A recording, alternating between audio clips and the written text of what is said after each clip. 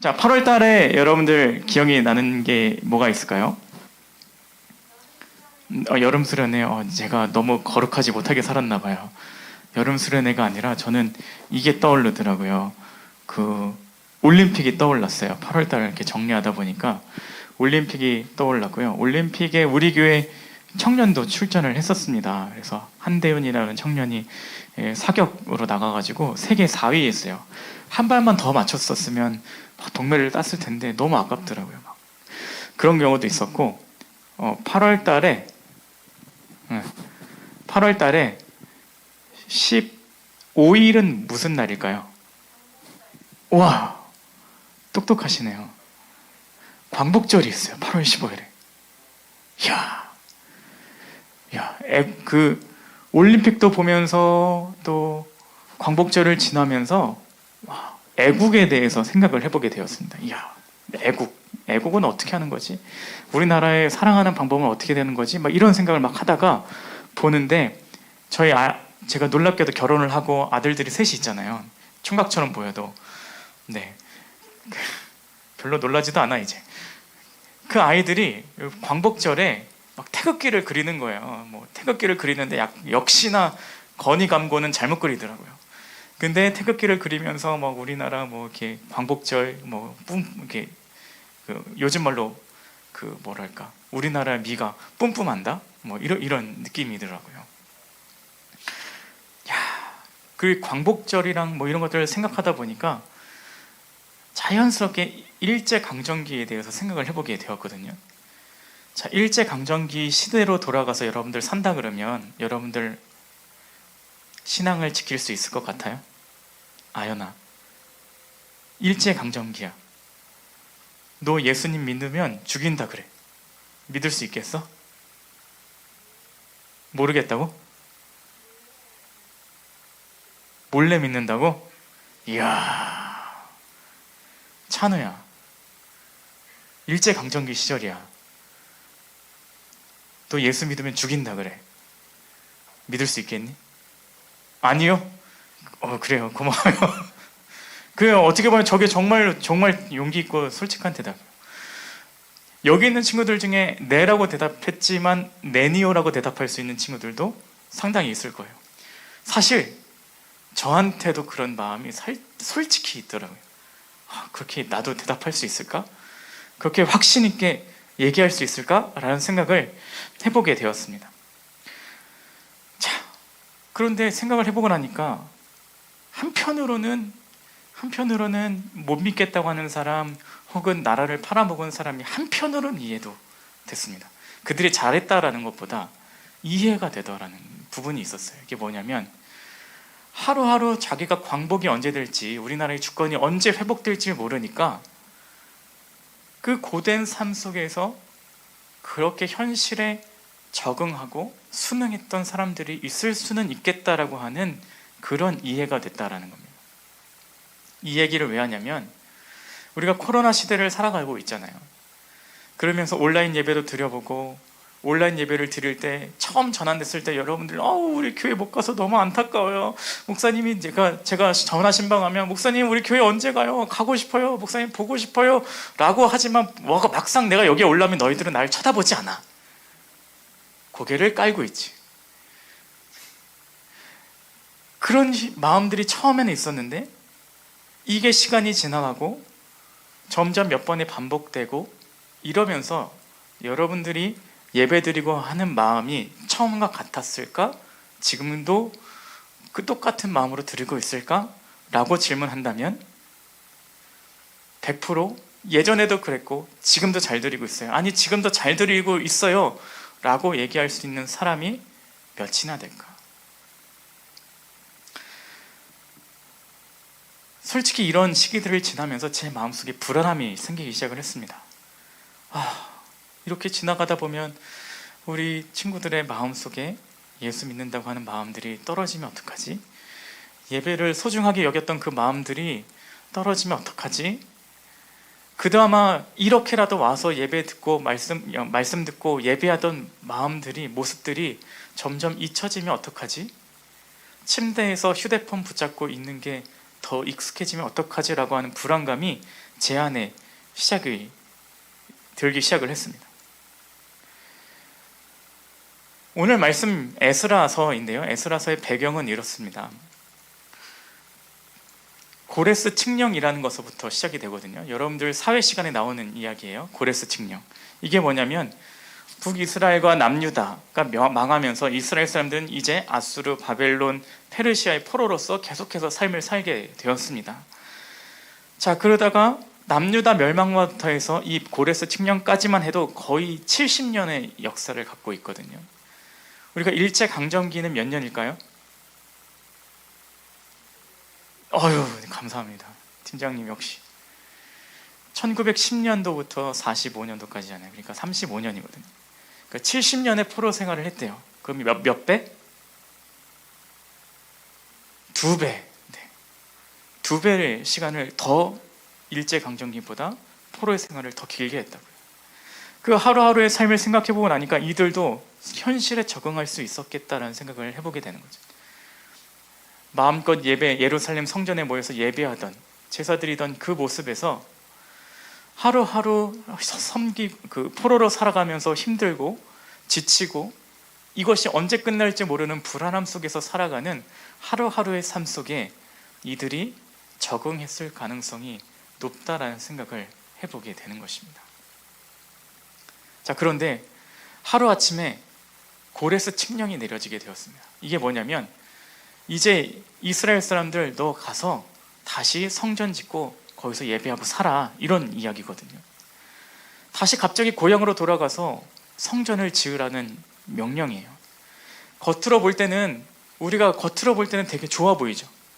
와, 성전 지으래, 잘 됐다, 가서 지으면 되지 라고 생각하겠지만 사실 생각해 보면 그들은 익숙한 삶이었을 거라는 거죠. 70년 동안 이어진 삶. 70년이라고 하면 자연스럽게 2세대가 흐르는 시간이었을 텐데 이들에게 예루살렘 성전과는 거리가 먼 시간들이 그렇게 70년이 쌓여있다 보니 하나님과 거리감이 있는 것, 하나님께 예배하는 것이 예전만 못한 것, 그것들이 너무나도 익숙해진 삶이었을 거다라는 것입니다. 그들에게 고레스 칙령이 내려지고 다시 성전을 건축하고 예배를 회복해야 되는 미션이 떨어진 겁니다. 오늘 우리에게도 그 미션들이 떨어졌다고 생각합니다. 코로나 시대에 이전에는 온라인 예배 처음 드렸을 때 어떻게 하면 교회 갈 수 있을까? 예배의 소중함을 깨닫던 시간에서 다시 이 코로나 긴 시간, 벌써 2년이 가까워지는 시간 속에 우리는 어떻게 예배를 회복하고 살아가야 되는가 라고 하는 다시 한 번의 미션이 던져지기 시작했다는 것입니다. 그러다가 지난주에 여러분들이 모였는데요, 너무 저는 감동을 받았어요. 여러분들한테 너무나도 고마웠어요. 여러분들이 오는데요, 제 생각보다 훨씬 많이 왔어요. 지난주에 너무 감동이 되더라고요. 그리고 여러분들을 생각하고 한 주 동안 말씀을 묵상하고 큐티를 하는데 주중에 오늘 본문 말씀에 묵상이 있었습니다. 다시 회복할 수 있을까? 우리 예배가 다시 회복될 수 있을까? 우리 신앙이 다시 회복할 수 있을까? 라고 하는 질문을 갖고 있을 때 한 주 동안 묵상했던 말씀 중에 이 말씀이 있는 겁니다. 에스라 1장 5절인데요. 다시 한번 같이 읽어볼게요. 시작. 이에 유다와 베냐민 족장들과 제사장들과 레위 사람들과 그 마음이 하나님께 감동을 받고 올라가서 예루살렘의 여호와의 성전을 건축하고자 하는 자가 다 일어나니. 아멘. 자, 말씀을 보면 유다와 베냐민 족장들과 제사장들과 레위 사람들이 먼저 들어왔습니다. 이들은 70년 동안 그래도 하나님의 성전을 향한 마음을 간직했던 사람들이라는 겁니다. 하나님의 성전을 향한 마음이 있는 사람들이 존재했다라는 것입니다. 우리가 그런 사람들이 되었으면 좋겠다는 생각을 해보게 되는 겁니다. 어떠한 상황에서도 그 성전을 회복하고자 했던 그 마음들이 가지고 있었던 사람들, 그런 면에서 여러분들이 참 대단하고 참 고마워요. 이 와중에도 이 자리에 나와서 예배하고자 하는 그 마음들을 지키고 있다는 게 너무나도 고맙습니다. 온라인에서 그렇게라도 예배드리고자 하는 마음을 지키고 있는 게 너무나도 감사해요. 하나님의 말씀의 회복, 성전의 회복은 어디서부터 시작했냐면 이러한 사람들로부터 시작했다는 겁니다. 성전을 다시 재건해야 될 때 그런 마음을 품고 70년 동안 간직했던 사람들을 통하여서 회복이 시작됐다는 겁니다. 우리의 예배, 우리의 신앙과 우리의 삶은 누구로부터 시작되느냐? 예배를 향한 마음을 갖고 있는 사람, 우리의 신앙의 회복의 마음을 갖고 있는 사람들로부터 시작됩니다. 그러니까 지금 여기서 예배하는 사람, 온라인으로 그렇게라도 예배드리고자 하는 그 마음을 갖고 있는 사람들로부터 성전과 예배는 회복될 수 있습니다. 두 번째는 그 마음이 하나님께 감동을 받았대요. 사람들이 하나님의 감동을 받았대라고 이야기하는 겁니다. 이 감동이라고 하는 단어의 원어를 보면 하나님께서 개입했다라고 하는 의미가 있습니다. 그러니까 그들의 마음속에 하나님이 개입하셔서 그들의 마음을 감동시키셔서 다시 성전을 회복하고자 하는 마음을 주셨다라는 겁니다. 이 모든 상황들을 역전시켜 주실 것이다 라고 하는 그런 회복의 마음들을 하나님께서 일하심을 경험한 사람들, 그 감동을 있는 사람들이 그 일들을 해냈다라는 겁니다. 우리가 그런 사람들이 되었으면 좋겠습니다. 하나님의 감동이 있는 사람, 하나님의 개입하심을 통하여서 소망하고 그것들을 통하여서 이루어주실 것이라고 하는 확신이 있는 사람, 그런 사람이 우리가 되기를 바랍니다. 마지막으로는 건축하고자 하는 자가, 여호와의 성전을 건축하는 자가 다 일어나니 라고 되어 있습니다. 일어나 행동했다라는 겁니다. 마음속으로만 갖고 있는 게 아니라 그 마음에 있는 것들을 실천하기 시작했다라는 겁니다. 벽돌을 나르고 기도를 하고 그곳에서 보초를 세우고 그것들을 이뤄가기 위해서 노력했던 열매들이, 행동들이 있었다라는 겁니다. 우리 안에 그런 마음들만 있고 행동하지 않으면 아무 소용이 없습니다. 하나님 예배를 회복시켜 주시옵소서 라고 하는 마음만 있는 것이 아니라 하나님 회복시켜 주시옵소서 라고 하는 기도도 같이 하고 이 정전을 사모하는 마음을 갖고 이 자리를 통하여서 예배하고 이런 마음들이 우리에게 필요하다라는 것입니다. 오늘 설교 제목을 임례라고 정했거든요. 우리가 알고 있는 찬양은 저 앞에 있는 임례를 쓰고 있습니다. 예배로 들어간다라는 겁니다. 그러니까 예배를 드리기 시작했다라고 하는 의미의 임례거든요. 근데 제가 뒤에는 더 붙인 임례예요. 한번 다시 보여주실래요? 네. 이 뒤에 임례는 뭘까요? 한자로? 네, 설립입니다. 예배를 세워가자라는 의미가 있습니다.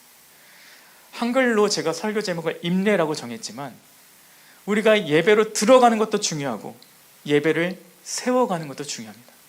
그러기 위해서는 우리가 예배를 향한 회복을 위한 그런 열정 있는 사람이 되기를 바라고요. 하나님의 감동이 있는 사람, 하나님의 개입하심이 있으면 회복될 것이라고 하는 믿음을 갖고 있는 사람, 그리고 그 마음대로 실천할 수 있는 믿음의 사람들이 되기를 축복합니다. 그럴 때 우리는 예배로 나아갈 수 있고 예배를 세워갈 수 있습니다. 코로나 시대에 많은 것들이 무너졌지만 그 속에서도 여러분들이 있어 희망이 있습니다. 여러분들을 통하여서 예배가 세워져 가고 회복될 줄로 믿습니다. 오늘 우리의 예배를 기쁘게 받으실 하나님을 찬양하며 우리가 다시 예배를 세운 자로서 살아가기를 축복합니다. 우리 잠깐 찬양하기를 바라는데요. 임례라고 하는 찬양입니다. 아까 설교 제목과 동일하죠. 다른 표현으로는 이렇게 되어 있습니다. 예배하는 자 되어 라고 되어 있습니다. 우리가 예배를 세워가는 사람, 예배를 지켜나가는 사람 되기를 바랍니다. 우리 모두